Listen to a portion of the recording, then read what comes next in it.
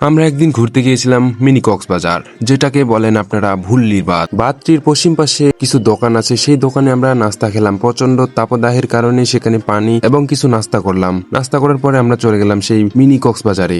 তো আমরা সেই নিচের রাস্তা ধরেই এগোচ্ছিলাম এবং যেতে যেতে দেখতেছিলাম যে আসলে এই তাপদাহে কেমন মানুষ আসছিল। আসলে এই তাপদাহের কারণে মানুষ তেমন আসছিল না, কারণ এখন সিজন টাইম নয়।